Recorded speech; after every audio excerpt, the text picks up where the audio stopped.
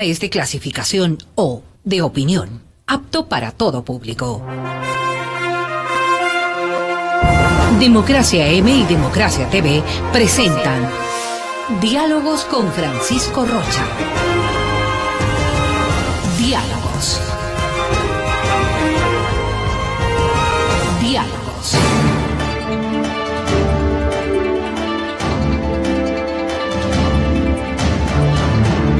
Buenas tardes, amigos. Estamos ya de inicio en estos diálogos del mediodía. Para saludar está con nosotros el señor doctor Simón Zavala, un conocido escritor, además miembro de la Casa de la Cultura. Es un tema que estaba pendiente de tratar en este programa. Como ustedes recordarán, un día anunciamos el diálogo y la conversación con el actual presidente de la Casa de la Cultura, el señor Raúl Pérez Torres, quien además había dicho que vendría a conversar y es candidato a la segunda reelección a la presidencia de la Casa de la Cultura Ecuatoriana. Con él nos habría gustado, digo yo, conversar sobre la Casa de la Cultura, la ley de cultura que está por discutirse y que la Asamblea podría tratar. En todo caso, hemos encontrado una solución, diríamos, para conocer un poco el proceso y desde otra visión. El señor doctor Simón Zavala nos va a acompañar. Quiero hacer una mención, decir que el municipio de Quito viene trabajando en el intercambiador de la avenida Granados, avanza este trabajo, no hay dificultades en este momento para su tráfico, pero si quiere vías alternas, puede entrar al www.quito.gov.es, la alcaldía de Quito, más obras para vivir mejor. Doctor Zavala, buenos días, ya buenas tardes, digamos, bienvenido. Háganos primero una evaluación de lo que está pasando en la Casa de la Cultura Ecuatoriana, ha perdido, diría yo, la fuerza, esa presencia que tenía normalmente. Usted que viene acompañando su creación, digamos, o forma parte de ella desde los años 60, ¿no? Más o menos. Bienvenido, buenas tardes. Gracias, doctor Rocha, por la gentileza de permitirme estar en este programa. Perdónenme, estoy con una afección bronquial y por eso mi voz no es la adecuada, pero en todo caso voy a tratar de explicarme. Yo soy miembro de la Casa de la Cultura desde el año 64 o 65. Y durante todos estos años, cuando la Casa ha tenido una serie de problemas, porque como cualquier institución existen siempre problemas, yo me he manifestado como un defensor de la institución. He luchado y he peleado junto a otros escritores y artistas porque la Casa nunca muera, porque la Casa no desaparezca, porque el sueño de Benjamín Carrión siga permanentemente en la memoria y en la historia de la cultura de nuestro país. De tal manera que si en estos momentos estoy denunciando una serie de hechos ilegales e irregulares que están ocurriendo en la Casa de la Cultura, no lo hago por tener un interés personal. No está de candidato, a mí no tiene candidato, digamos. No me interesa ser candidato a nada en este momento de la Casa de la Cultura Ecuatoriana, porque lamentablemente en este periodo la Casa ha sido para mí un fracaso. Igual lo manifiestan una serie de creadores, porque la gestión del señor Pérez al frente de la Casa ha sido una gestión totalmente nula. En la Casa de la Cultura no ha habido una cabeza, ha habido solo pies. De tal manera que si usted preguntara ¿dónde hay un plan de desarrollo cultural de la Casa de la Cultura? No lo va a encontrar, porque jamás ni una idea sobre la estructuración de un plan de esa naturaleza se les cruzó a los directivos actuales de la Casa. Por otro lado, el señor Pérez, desde que asumió ilegalmente, porque la vez pasada él no fue elegido con los votos que tenía que necesariamente, de acuerdo al reglamento, cumplirse, es decir, tenía 13 votos para poder ser elegido por la Junta Plenaria. Él le dieron el triunfo, 10 votos para él, 9 votos para el señor Marcelo Valdospinos y 4 votos para el señor Jaime Galarza Zavala. De tal manera que él no fue elegido legalmente. Y por otro lado, él necesitaba 13 votos. 13 votos, porque es la Junta Plenaria la que finalmente, después del proceso eleccionario, tiene que proceder a votar por los candidatos que hayan obtenido las mayorías.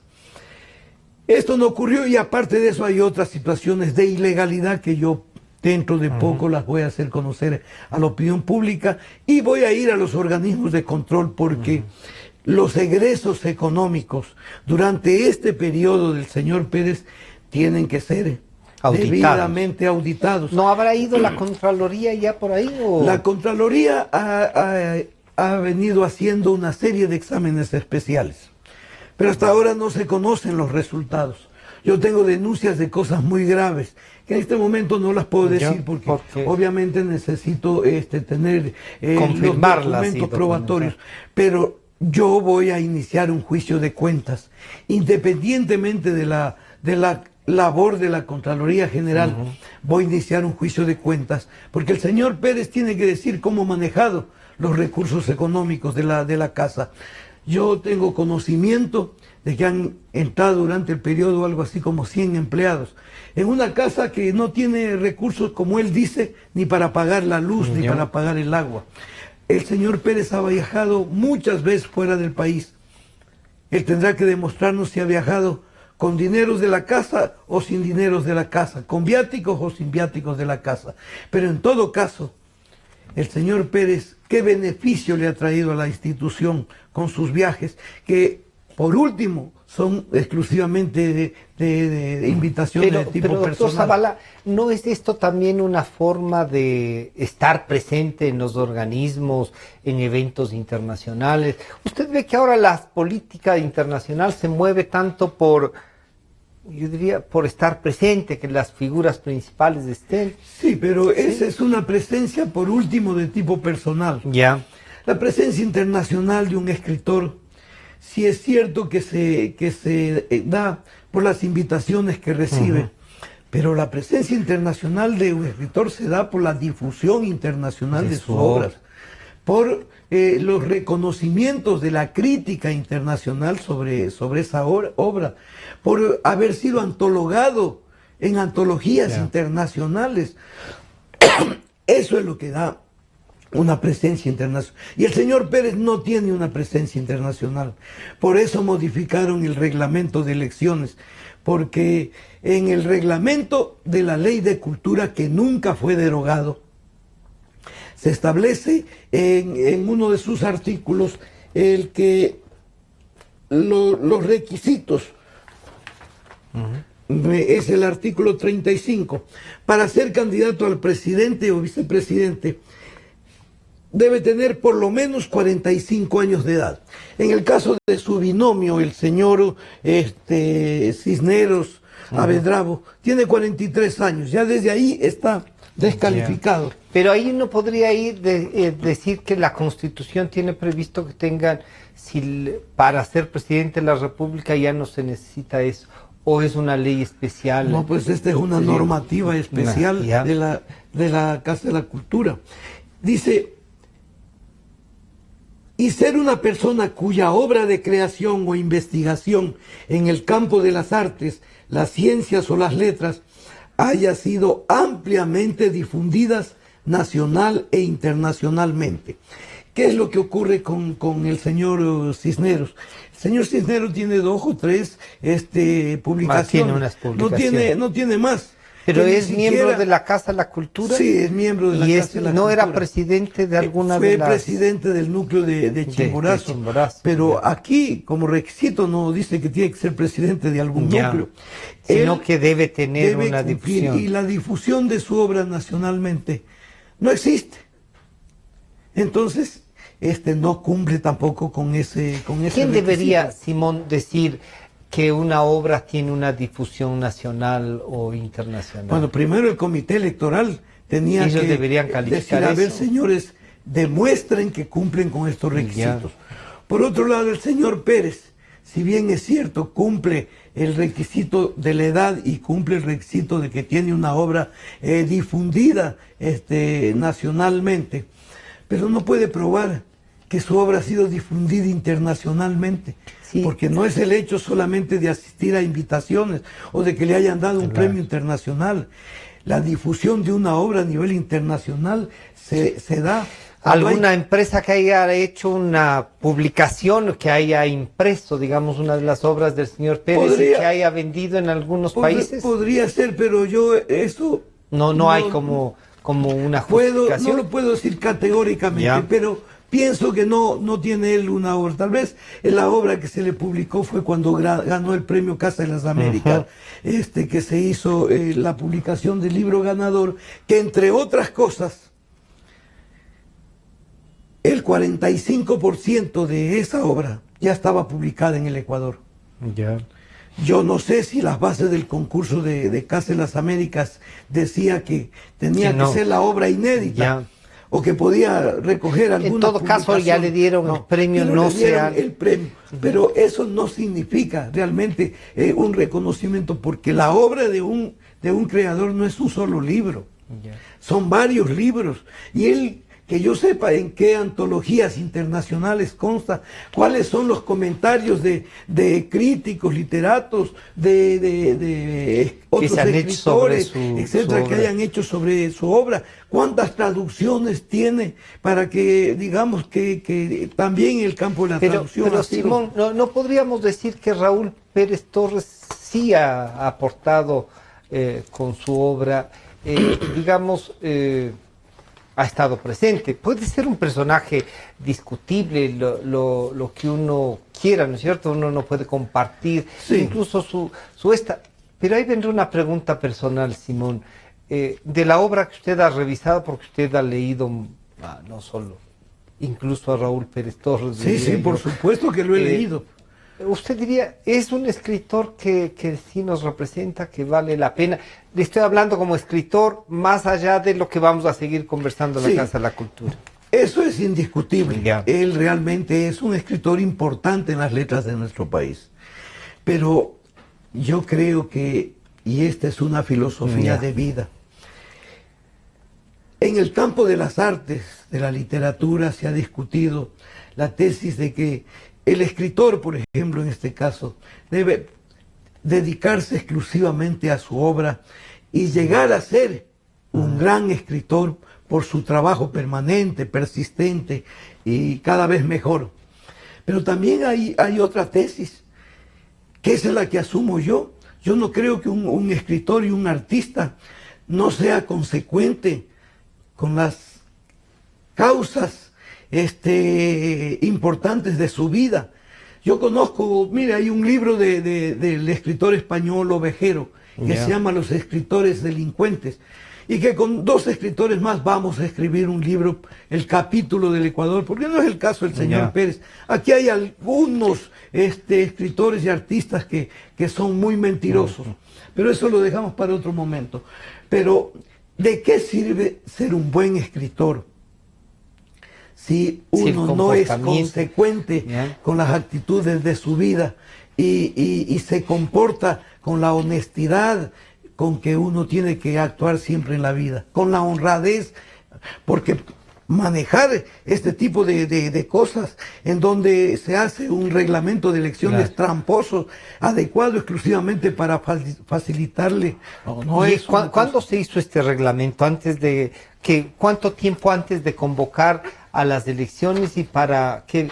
Este reglamento fue aprobado el 28 de abril del 2015, en una sola sesión, cuando las normas internas de los estatutos de la Casa de la Cultura señalan que tenía que ser en 2 sesiones. ¿Y cuánto tiempo debería estar vigente el reglamento para eso? Este reglamento está vigente para estas próximas elecciones, pero del 28 de abril del 2015, en lo que se lo aprueba, a esta fecha, ha pasado más de un año que se mantuvo escondido este reglamento. Nadie conocía, nadie sabía de la existencia. Y por otro lado, desde hace 1 año y medio, han ingresado en la Casa de la Cultura una gran cantidad de personajes que pueden ser, yo no discuto su valía personal. Que han sido habilitados para ser electores. Yo voy a demostrar después cómo ninguno de ellos, de algo así como 350, por lo menos unos 280 no cumplen los requisitos para poder ser miembros. Aquí en Quito ingresaron 200. ¿Sabe por qué? Porque en la elección anterior el señor Pérez sacó 54 votos. El señor Valdospino sacó creo que 48, el señor Jaime Galarza creo que sacó algo así como unos 7 votos, de algo como 600 inscritos votantes en los padrones. Entonces es lógico que quiso equiparar esta situación y metieron aquí 200 personas, aparte de las que ya venían metiendo anteriormente como miembros. Doctor de la Zavala, casa. Vamos entonces analizando una parte de cómo uno se hace miembro de la Casa de la Cultura. Bueno, los propios estatutos señalan que uno debe tener una obra reconocida y que alguien tiene que presentarlo. O sea, que le propone como miembro de la Casa. Como miembro. Y para eso debe tener por lo menos un libro publicado. Por lo menos un libro publicado, una obra de creación, dicen los estatutos. Y se señala que debe tener el aval de alguien, porque de lo que alguien se trata, sea miembro ya. De lo que se trata es de que efectivamente no se vaya a sorprender a la Casa de la Cultura metiendo por la tranquera a una serie de personas que no cumplen los requisitos. Entonces, si a uno le presentan como candidato, tiene la obra, ¿hay un comité que le aprueba el ingreso, alguna cosa de estas, o cómo es? Eso estaba sujeto a un comité. Ya. Yo no voy a cansarle leyendo aquí los reglamentos. Pero coméntenos cómo es. Este comité, ¿quién lo estructuraba? Ese era el comité ejecutivo de la Casa de la Cultura, que todavía tiene existencia y que se encarga de revisar y comprobar que la persona ahora esté idóneo, esté calificado. Exactamente. Ahora no sé ¿quién está? ¿No sabe usted quiénes son el comité? Pero lo que sí conozco es que ninguno de estos que yo afirmo que no cumplen los requisitos. Ninguno de estos que usted sí les conoce tiene alguna obra que el país diga, sí, oigan, este señor tiene que estar en la Casa de la Cultura. Ninguno. ¿Y eso ha pasado también en los núcleos provinciales? ¿Tiene usted información de eso? También ha pasado en los núcleos provinciales. Por supuesto, en los núcleos provinciales en donde el señor Pérez tiene llegada. Los votos. Porque además hay una cosa, no en todos los núcleos el señor Pérez tiene aceptación.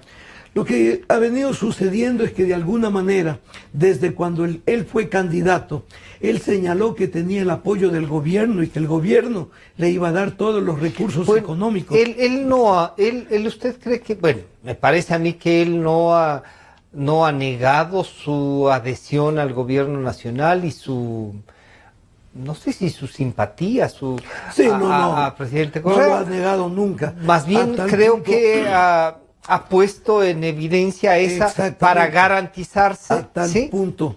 Bueno, en primer lugar, los núcleos se sintieron desengañados porque no consiguió nada el señor Pérez del Estado. En segundo lugar, sí, el señor Pérez ha manifestado su adhesión a este gobierno, lo cual es legítimo, porque a nadie se le puede impedir democráticamente que... Y hay testimonios de eso, porque hay 3 cartas que yo las tengo en mi poder, publicadas en el diario El Telégrafo. Cartas lastimeras, lloriqueantes y por último reafirmativas de esa simpatía, en donde le dice, señor presidente, una vez compañero presidente, yo soy el más fiel soldado de la Revolución Ciudadana. Yo eso no lo puedo cuestionar. Él tiene todo el derecho de decirlo y me parece muy bien que si él ha sido un simpatizante, digo ha sido, porque ya en este último tiempo, por ejemplo, hace una semana ya en el Facebook publicó una contestación. Él. Él. ¿Frente a la ley o frente a algún acto del gobierno? Al comentario que hizo el presidente de la República en la sabatina, en la penúltima sabatina, cuando se refirió a la Casa de la Cultura Ecuatoriana. Y entonces, claro, ahora sí aparece la actitud de arrogancia, ¿no? A mí no me venga a decir estas cosas, porque no ha venido usted a la Casa de la Cultura a ver lo que sucede. Es decir, los vientos están cambiando para empujar el barco, ¿cree usted? El lloriqueo pasó ya a esta posición. Si uno ve y entra en la página de Gabriel Cisneros, ahí está publicada la contestación de Pérez. Ya. Porque él ni siquiera se atreve a ponerlo en el Facebook de él. ¿No? Entonces, fíjense, ese tipo de cosas. Y por otro lado, sí es necesario recalcar pues que entre estas actitudes nefastas del señor Pérez al frente de la casa, como una política institucional, ¿no? Él convirtió a través de proponerle a la Junta Plenaria y obtener, por supuesto, la aprobación de esa Junta Plenaria, convirtió a la Casa de la Cultura Ecuatoriana en una empresa pública de servicios culturales. A ver, ¿cómo es esto? O sea, eso distorsionaría toda la creación de, claro, la inspiración incluso de lo que es la Casa de la Cultura. O sea, eso se vuelve indefendible. Eso es un crimen de lesa culturalidad, porque ya no es solamente la institucionalidad. Claro, es el comercio cultural. De dedicarle a la casa al comercio cultural, pero por otro lado, de destruir, de querer destruir despreciativamente la tesis de Benjamín Carrión, claro, que es borrarla de uno. Pro hombres de la cultura ecuatoriana. No puede ser posible que una cosa de esta edad, fíjese, aquí publicó en el registro oficial número 921 del 27 de marzo del 2013 la resolución de la Junta Plenaria que dice, artículo 1, autorizar al presidente nacional de la institución para que proceda a conformar la empresa pública de la Casa de la Cultura Ecuatoriana Benjamín Carrión de carácter nacional a denominarse Empresa Pública de Servicios Culturales Casa de la Cultura Ecuatoriana, cumpliendo los requisitos establecidos en la Ley Orgánica de Empresas Públicas y su reglamento de aplicación.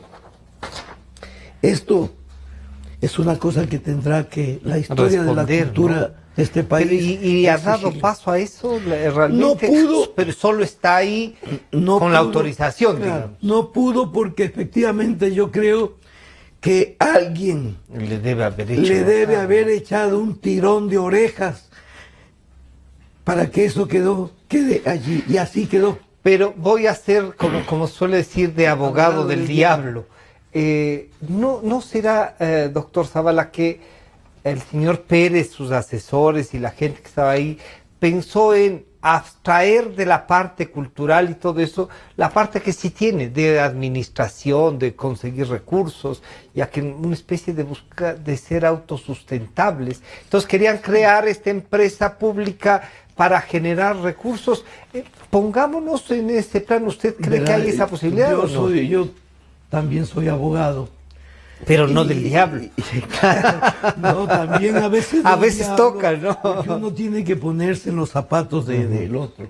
Si leemos el texto de esa resolución, efectivamente no tiene nada que ver con la posibilidad de crear una empresa exclusivamente para dedicada administrar cosas, el manejo y promocionar. Porque ¿quién se pone allí como presidente de la empresa?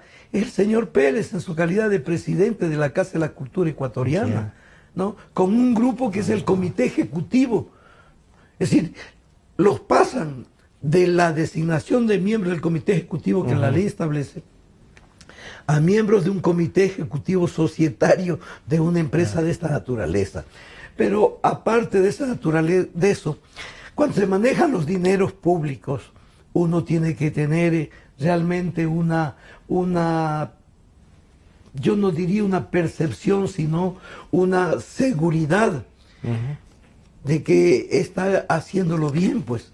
no puede coger él con los dineros que son públicos del Estado ecuatoriano y decir aquí transformo a la Casa de la Cultura y estos dineros ahora ya son de una empresa, claro, pública. Y que no va a tener control de nadie. De nadie. Entonces, todas esas cosas demuestran que... Pero lo que sí es grave también es que se designa después de tener un reglamento de elecciones en donde se cambian los requisitos, porque los Doctor Zavala, vamos a hacer un corte de inmediato. Perfecto, muy bien. De 2 minutos y entonces comenzamos a ver cómo se va a proceder en esta elección, cómo visualiza usted lo que va a pasar y qué futuro le espera a la Casa de la Cultura, incluso en la discusión de la ley esta de cultura. Bien.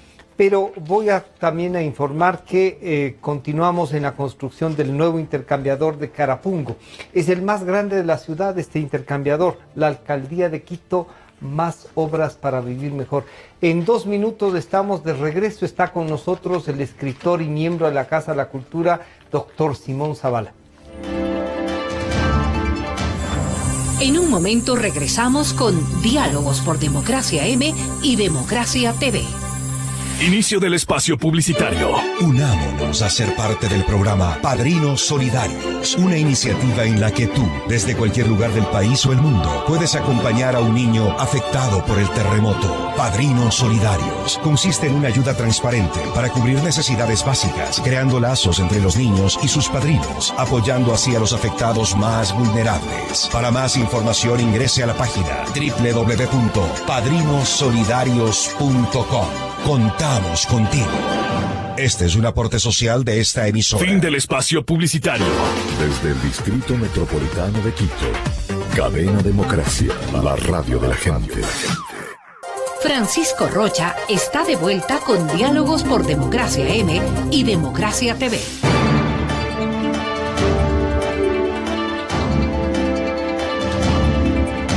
Estamos de regreso ya a este diálogo con el doctor Simón Zavala, pero continuamos juntos, trabajamos por el Metro de Quito, continuamos con la construcción de las estaciones Iñaquito, El Calzado, La Carolina y Solanda. Por el momento estas obras no afectan el tránsito vehicular. La Alcaldía de Quito, más obras para vivir mejor. Doctor Zavala, entonces hay un reglamento y alguien podría decir en virtud de eso que está hecho a la medida de don Raúl Pérez Torres. Yo sostengo ¿Sí? eso. ¿Usted cree que es ese eso? reglamento se lo hizo a medida para facilitar la elección del señor Pérez y del señor Cisneros. Solamente deseo agregar con respecto de este reglamento, que en este reglamento, que es un reglamento de elecciones, se modifica el reglamento general de la ley, porque la ley de la Casa de la Cultura derogó expresamente el capítulo 5 de la ley de cultura que estaba vigente. Y la ley de la Casa de la Cultura se convirtió en una ley orgánica, pero no derogó las disposiciones reglamentarias del reglamento general de la ley. Y todos sabemos como abogados que independientemente que se haya derogado la ley, las otras disposiciones están vigentes. Si no son derogadas expresamente. Si no son derogadas, y además de que no se contraponen a las disposiciones de la ley de la Casa de la Cultura. Y acá dice, entre los requisitos, se tomará en consideración el valor y el número de sus obras y el prestigio reconocido de su producción y de su calidad humana e intelectual. ¿Por qué señalo esto? Porque en el reglamento de elecciones que modifica el reglamento general, ellos ponen aquí los requisitos para ser candidato a la presidencia de la Casa de la Cultura y vicepresidente. En el artículo 9 dice, requisitos de los candidatos a presidenta o presidente. Tómese en cuenta ya la situación de género que están planteando. Que está prevista y vicepresidenta o vicepresidente. A, estar en goce de los derechos de ciudadanía. Eso es una cosa, pero ya risible. B, no estar impedido legalmente para ejercer un cargo público. Y ya me voy a referir a por qué están impedidos también legalmente de ejercer un cargo público. C, ser miembro correspondiente de la Casa de la Cultura. O se eliminaron las otras cosas. Eliminaron y pusieron esa discusión y pusieron ¿para qué? Porque aquí hay una situación, pues. El señor Pérez, lamentablemente, no llegó sino hasta tercer curso del Colegio Mejía. Ya. Y perdió 3 veces cuarto curso en el Colegio Mejía. Ya no le podían dar matrícula en ningún colegio del país. Posteriormente aparece matriculado en la ex escuela de periodismo de la Universidad Central del Ecuador y matriculado en firme durante 4 años. Yo creo que usted, que también es un digno egresado de la Universidad Central, debe recordar como yo que el señor Pérez era director de la Oficina de Documentación Académica, claro, sí. donde todos previamente a matricularnos teníamos que entregar la documentación claro. Y entre eso estaba el título de bachiller o el acta de grado. Título y acta que tenían en ese tiempo que ser refrendados por el Ministerio de Educación. Pues total, es que el señor Pérez aparece con un título ahí matriculado. Él ya hace 1 año y pico, en varias entrevistas señala que no tiene ningún título, que efectivamente no se graduó nunca de bachiller. Y yo puedo enseñarle aquí una serie de documentos donde él sostiene, hasta en su página web, que es periodista egresado, que se graduó en filosóficos sociales en el Colegio Mejía y que después de eso pues estudió durante 4 años en la Universidad Central. Entonces, una persona que está implicada en una cosa muy, muy fea, porque yo... Fue este cuestionamiento que salió ya en para esta primera reelección, porque la primera vez que fue no se le cuestionó así, ¿no? No se le cuestionó porque yo no sabía de esta situación. Pero en esta ya segunda vez, y esta que sería la segunda reelección, ¿sería ahí? Claro, tampoco sabía.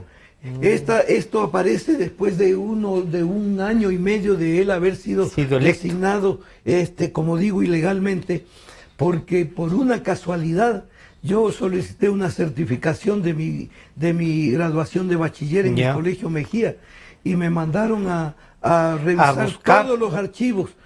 Y entonces ahí recuerdo en ese momento que el señor Pérez tenía en su página web, en una historia que se le hace, graduado en el Colegio Mejía en el año 59, en filosóficos sociales, después en la escuela de periodismo. Entonces, pedí una certificación del Colegio Mejía, que la tengo aquí, no las voy a enseñar para no cansarle. Pedí la certificación de la Facultad de Comunicación Social acerca de los archivos que tenía la ex escuela de periodismo. Y ahí está claramente, matriculado en firme el señor Pérez en la ex escuela de periodismo. Así se matriculó. Y por último, ante esa situación, yo con 2 escritores más, tomamos la determinación de presentar la denuncia a la Fiscalía. Y eso está debidamente comprobado. Y después llega a nuestro conocimiento que el señor Pérez porta una cédula de identidad con datos falsos, porque en el reverso de la cédula dice que es periodista, en la parte que dice ocupación o profesión, y en la parte que dice estudios, dice que tiene estudios superiores.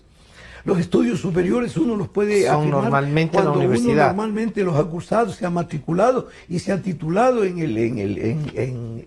esa carrera. Y la profesión, cuando uno tiene el título legalmente expedido, con ese documento en la cédula, porque la información la da él al registro civil, hay el delito de usurpación de título, hay el delito de engaño a una institución pública como es el registro civil, y bueno, de ahí se derivan. Entonces, una persona que tiene todos estos cuestionamientos no cumple tampoco con otro de los requisitos que exige la ley. Pero le podrían decir, doctor Zavala, ya ha sido electo 2 veces, va por la tercera paso de la... No es un tema, y permítame planteárselo así, además con las consideraciones que usted sabe, le guardamos, ¿no es un tema personal? No. Yo creo que efectivamente muchas personas han llegado a la opinión de pensar que es un tema personal. Porque cuando yo hice esta denuncia, el señor Pérez muy hábilmente desvió la situación, señalando que sí, no tenía ningún título, pero que sus mejores títulos eran las condecoraciones que le habían dado los pueblos, etcétera, y un doctorado honoris causa que le da la Universidad Ricardo Palma del Perú. La Universidad del Perú va a tener que entregarme, porque ya lo estoy haciendo con abogados, escritores de allá del Perú, la documentación, que ya la vieron, en donde él agrega un currículo, en donde señala que es bachiller y que tiene los estudios superiores en la ex escuela de periodismo.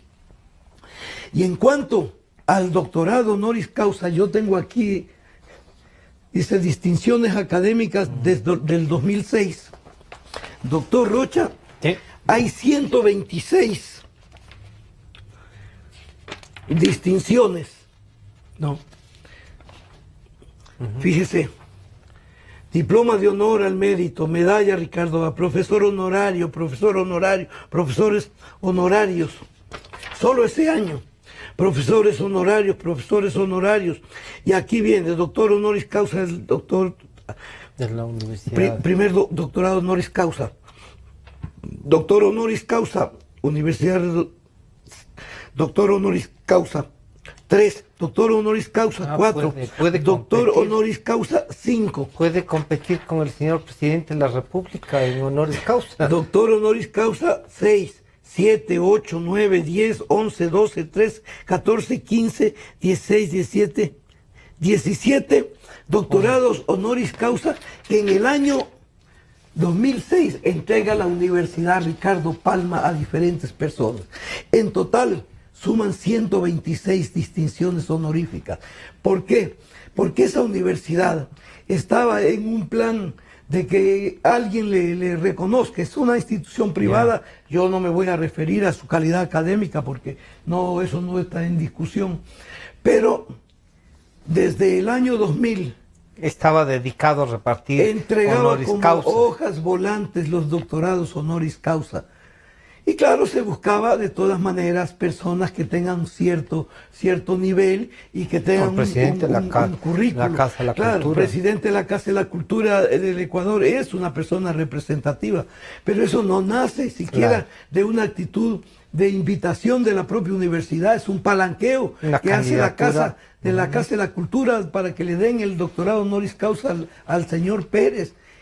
Entonces, fíjese, todas estas cosas son parte de una falacia que poco a poco se ha ido desmontando. ¿Qué piensa usted, doctor Zavala, que puede pasar con lo que usted ha hecho, con sus investigaciones? Y claro, uno como le han preguntado ya, ¿es un tema personal o no? Y usted dice, no, aquí hay una cosa que hay que cumplir, que hay que respetar. Y claro, y usted cuestiona justo en un momento difícil para la Casa de la Cultura, cosa que tampoco es que sea, digamos, haya que obviar. La denuncia ley la presenté hace 3 años. Hace 3 años. De tal manera que no es una cosa que no puede afectar ahora. La indagación previa se viene realizando. Se han presentado pruebas de toda clase. Ahora, fíjese, este reglamento que lo hacen a la medida del señor Pérez, en su artículo 21, dice claramente que para los funcionarios de la Casa de la Cultura, casos especiales, en el caso de que una funcionaria o funcionario de la Casa de la Cultura ecuatoriana con nombramiento o contrato quiera candidatizarse para presidenta o presidente o miembro del directorio del núcleo al que pertenece, deberá haber presentado previamente la renuncia al cargo que ocupe. El comité electoral, que está integrado por el maestro Edgar Palacios, el maestro Luciano Correa y Luciano Carrera y la señora Argentina Chiriboga, que se han, con Yo soy muy amigo de ellos desde hace muchos años y me duele tener que decir lo que voy a decir. Se han prestado a una cosa de esta naturaleza para violar todos los reglamentos, violar las disposiciones legales, constitucionales y constitucionales, porque la Constitución está estableciendo la situación de género en todas las elecciones que deben darse, cosa que aquí no se ha dado y que el propio reglamento lo contempla. Tendría este comité electoral que exigirle al señor Pérez y al señor Cisneros la copia de la renuncia presentada y además una certificación de que la Junta Plenaria les aceptó la renuncia. Pero ahí habría una discusión y que se lo planteo como abogado a usted. ¿Es el presidente de la Casa de la Cultura un funcionario o tiene el goce de la representación y no tendría que renunciar para ser candidato? Es un funcionario público. ¿Pero de elección? Todos los funcionarios públicos que hay en este país reciben un sueldo y voy a poner un ejemplo. Un ministro es un funcionario público, independientemente de la designación, de cómo se haga la designación. Un legislador es un funcionario público. Porque y algunos de los cargos recibe puede sueldo, o no puede renunciar, pero si vamos a ir homologando, por ejemplo, el presidente puede pedir licencia, pero no necesariamente renunciar para ser candidato a la presidencia. Pero este reglamento es un reglamento que está dentro del derecho público, además, y que tiene que cumplirse las disposiciones legales de conformidad con el texto de la norma. Entonces, ¿qué es lo que pasa? Un asambleísta recibe un sueldo, y ahora incluso aporta a la seguridad. Independientemente de la forma como fue designado. Todos, y de acuerdo a la ley de servicio público obligatorio, todos los que reciben una remuneración del Estado son funcionarios públicos. Y aquí viene la otra cosa. Esa ley determina que para ejercer estos cargos de ese nivel, porque el nivel de cargo de la Casa de la Cultura, si bien es cierto, no está equiparado a ministro de Estado ni a viceministro. Es un presidente nacional. Así es, pero debe tener, por lo menos de acuerdo a la ley, debe tener un título de tercer nivel. Y el señor Pérez, como ya vemos, no llegó sino hasta tercer curso del colegio. El señor Cisneros posiblemente pueda tener, yo sé que él es licenciado en comunicación social o comunicación empresarial, alguna cosa así. Me han dicho que él tiene una maestría, pero ellos tenían que presentar la certificación de que esos títulos están reconocidos por la CENACID. Porque si no, yo puedo decir, mire, yo tengo 10 títulos, pero yo tengo que demostrar que esos títulos están legalmente expedidos y tienen el reconocimiento legal. Pero el reglamento, yo diría, ahí habría que pensar, no sé, y se lo planteo así. No hay, algunos escritores, de hecho, el propio señor Pérez, si no tiene título académico y todo eso, ha escrito, ha hecho un aporte cultural, pero puede... Algunos pintores, algunos talladores que no pueden haber ido, digamos, escultores que no pueden haber ido a la universidad y hacer un gran aporte. ¿Están ellos hechos a un lado y no podrían disputarse eso? Legalmente no podrían. No podría. Y yo le comento una cosa. Cuando se creó la Facultad de Artes de la Universidad Central, yo era secretario del rectorado de la universidad y era secretario de la Comisión de Legislación de la universidad. Y sucede que, por ejemplo, no podía nombrarse un profesor de fotografía, porque el estatuto universitario decía que para ser profesor necesitaba un título profesional. Entonces, el Consejo Universitario hizo algo más o menos parecido a lo que se hizo en algún momento creo que con la Federación de Periodistas o la Unión Nacional de Periodistas, resolvió para calificar que en base de tantos años de servicio, y de la rendición de varias pruebas a las que se sometieron los profesores de la Facultad de Artes, se les dé el título de licenciado. Una certificación a la licenciatura. Se les dio la licenciatura y son licenciados por sus propios derechos. Por primera vez en la universidad, por decisión de un consejo universitario, no de un tribunal de grado. Ya. ¿No? Entonces, eso impediría, pero aquí viene lo otro. Fíjese, el deseo de contar con una universidad de las artes, que es una de las propuestas que hace el gobierno, busca precisamente que en esa universidad se puedan profesionalizar los artistas y puedan tener un título profesional. Porque además hay otra cosa, mire, siendo grandes artistas, no pueden ser profesores, ni de universidades, ni de colegio. Entonces, también hay que buscar la forma de proveer una fuente de ingresos para estos creadores. Porque la creatividad, ¿no es cierto? La creatividad no es, pues, sinónimo de PhD. Exactamente.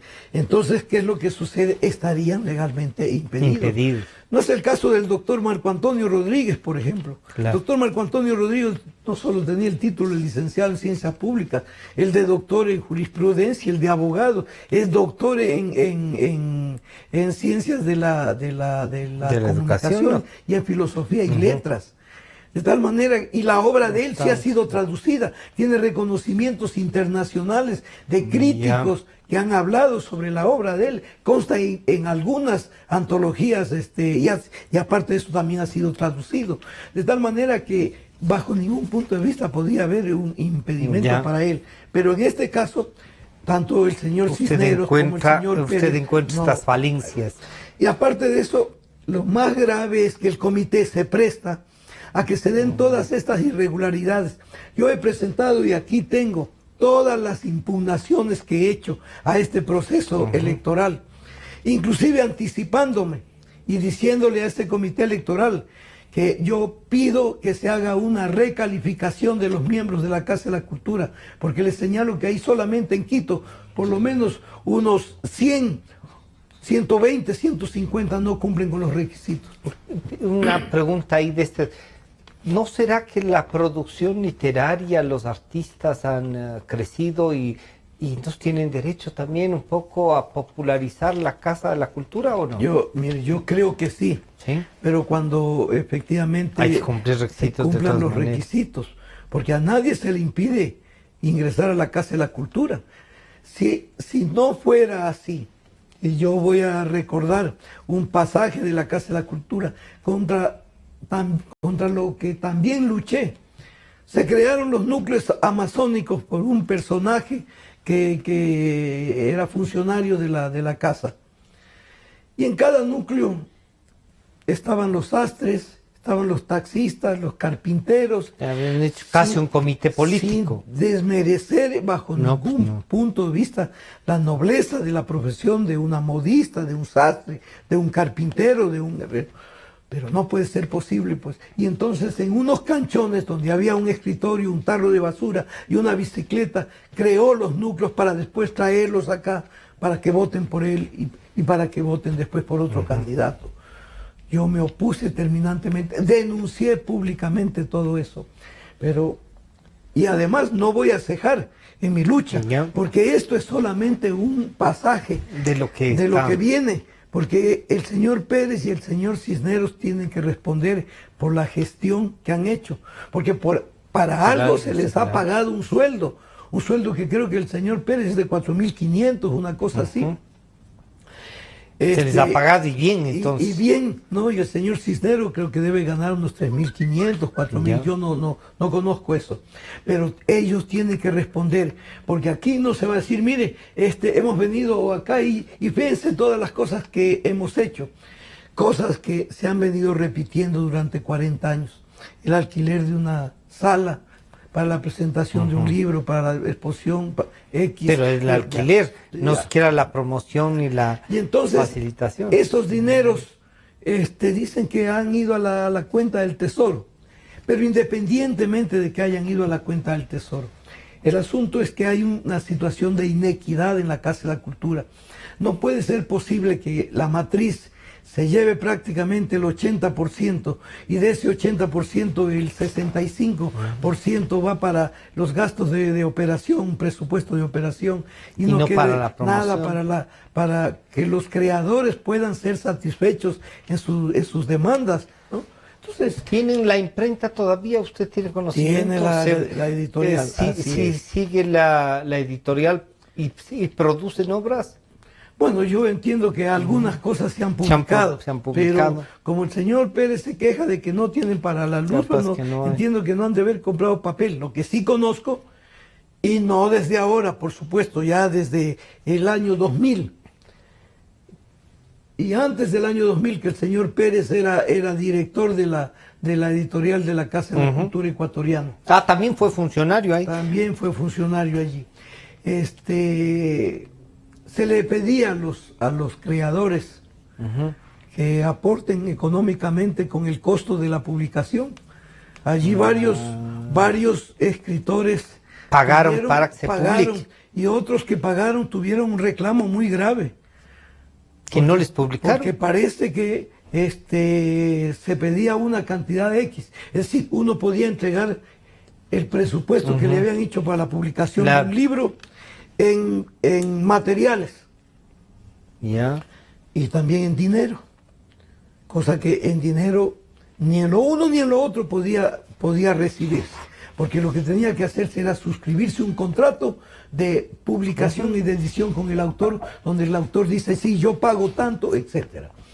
Y entonces hubieron muchos reclamos, entre esas el escritor Rojas, no Ángel Felicísimo Rojas, el poeta, me voy a acordar, que fue y tuvo un altercado muy duro con Pérez, porque fue a reclamar que le habían pedido plata más de lo que realmente se había invertido en la publicación.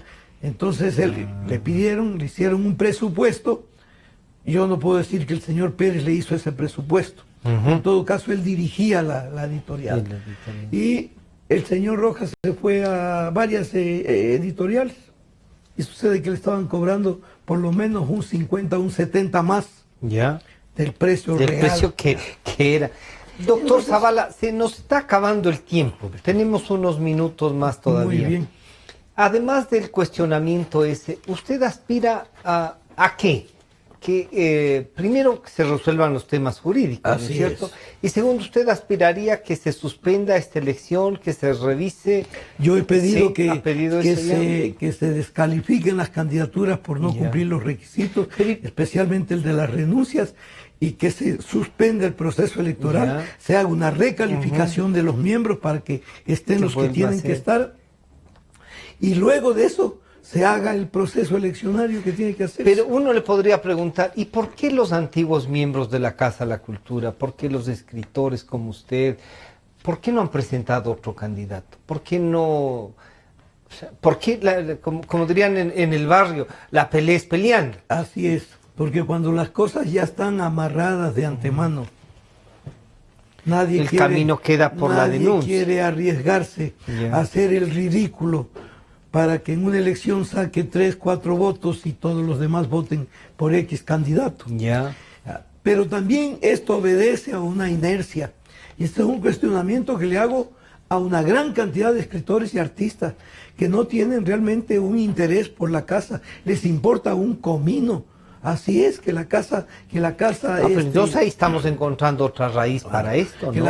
El desinterés total de sus miembros. Yo he escuchado tesis que realmente parecen bárbaras. Es decir, ya de una vez que la casa se vaya allá, para que después de las cenizas renazca como el ave fénix. Como el ave fénix. Claro, Estoy en contra de ese. Solamente ha habido un momento en que algunos escritores movidos por el señor Pérez, lo que a su vez me impulsó a mandar una carta a los periódicos que sí se publicó, donde estos escritores, frente al supuesto temor de que se le iba a quitar la autonomía universitaria, la autonomía de la Casa de la Cultura, le pedían al presidente de la República que respete la autonomía de la Casa de la Cultura. Y si se aprueba la ley, parecería que no. Pero ¿y su vinculación? Bueno, usted ya nos ha dicho que parece que ya no hay más. Yo no conozco el texto de la ley. No conozco todavía el proyecto que está en... me parece que está entregado a la... Pero que además el ministro de Cultura ahora, el señor licenciado Vallejo, ha dicho que va a tratar esa ley. Bueno, y ahí entre los proyectos que yo sí los leí, varias versiones, diría yo, una de las cosas estaba, y que a mí me preocupaban, primero la desaparición del Instituto de Patrimonio y segundo que la Casa de la Cultura se integraba al Sistema Nacional de la Casa de la Cultura y ya no iba a haber ni siquiera elecciones para la presidencia de la Casa de la Cultura, sino que iba a estar integrada y ya no había esto.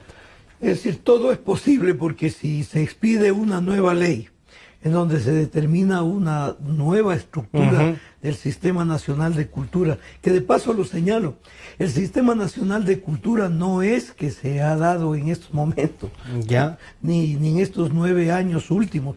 El Sistema Nacional de Cultura nace en la Ley de Cultura expedida por el doctor Osvaldo Hurtado, cuando presidente, mi subsecretario de Cultura era el doctor Juan Valdano. Y allí en esa ley se establece el Sistema Nacional de Cultura. Pero ¿bajo qué concepción? Bajo la concepción de que hay que armonizar el trabajo de toda la institucionalidad cultural pública y privada bajo un plan nacional de desarrollo cultural. Las instituciones no repitan las mismas cosas que hace la otra, se gaste eficientemente los recursos económicos. Lo que dirían optimizar la plata, la poca que hay para la cultura. Y que además una cosa fundamental que había era el respeto de las autonomías de cada una de estas instituciones. Estaba previsto eso, estaba previsto eso. Lo cual a mí me parece que esa era la verdadera concepción y es la verdadera concepción para que todos puedan trabajar. Mire, yo fui asesor jurídico del licenciado Antonio Preciado, ministro de Cultura, cuando se creó el Ministerio de Cultura. Allí logramos hacer el Plan Nacional de Desarrollo Cultural decenal, que después no sé por dónde andará, porque se hizo una publicación de 1000 ejemplares. Pero allí constaba la concepción de cómo en forma armónica pueden trabajar todas las pública y privada, con una eficiencia en el manejo de los recursos económicos y una optimización para conseguir mejores logros. Doctor Zavala, si es que no le dan la razón, va a ser con seguridad entonces reelecto don Raúl Pérez Torres. Frente a esto, ¿qué diría usted a los que le van a elegir? ¿No es cierto? O sea, ¿qué hay que decir? ¿Cuál sería su última reflexión sobre el tema Casa de la Cultura? Yo voy a ir a todos los organismos de control y voy a denunciar estos hechos. Voy a iniciar las acciones penales correspondientes contra el Comité Electoral y contra el señor Pérez y contra el señor Cisneros, porque allí hay un contubernio entre los dos que hicieron aprobar este reglamento y lo mantuvieron escondido y que le dan haciendo las contestaciones a los miembros del comité, porque yo no creo que siendo personas tan honorables como son Argentina Chiriboga, Luciano Carrera y Edgar Palacios, realmente se presten a una cosa de esta naturaleza. Y como no son abogados, pese a las impugnaciones, les dicen, miren, no, esas impugnaciones, debe haber algún leguleyo por allí de esos que hacen estas trampas de traer en carro a todos los sastres, modistas, etcétera, para que vengan a votar por alguien, los que han ideado toda esta situación. Pero mira, esa es una voz en el desierto, y puede ser una voz en el desierto, pero yo no me voy a callar, ni me voy a quedar, y voy a ejercer como abogado, como escritor, todas las acciones legales que me permiten las leyes. Y además voy a comunicarme con las organizaciones internacionales, algunas a las que pertenezco, como por ejemplo el Parlamento Latinoamericano de Escritores, y algunas otras, para que conozcan de esta situación. Porque no puede ser posible que alguien que está procesado, aunque yo soy el mayor respetuoso del principio de la presunción de inocencia. Y el señor Pérez ha tenido y tiene todo el derecho para que tendrá que demostrarme con las pruebas irrebatibles que tengo que yo estoy equivocado. Quizá estamos entonces asistiendo a eso que algunos escritores, algunos artistas han dicho que se haga ceniza la Casa de la Cultura para que de ahí renazca. ¿Estamos asistiendo a eso? Yo creo que así será. Pero en cambio pongamos la otra situación, si es que el gobierno o el Parlamento dicta la ley de cultura. Tendremos en primer lugar que ver qué es lo que dice la ley de cultura. ¿Cómo va a quedar? Y tendremos que ver qué es lo que señala respecto de la Casa de la Cultura, para de allí tener una opinión y saber qué acciones se pueden hacer, para aprobar, para estar de acuerdo o para estar en desacuerdo. Estas son las verdades y el pensamiento del escritor Simón Zavala. Doctor, muchas gracias por acompañarnos. Este programa estará ya nuevamente. Agradecer a los radioescuchas de 920 AM y por supuesto a ustedes que nos han seguido en directo. Pero este programa está a las 3 de la tarde ya a la disposición de todos en el YouTube. Buenas tardes, nos encontramos el día lunes nuevamente.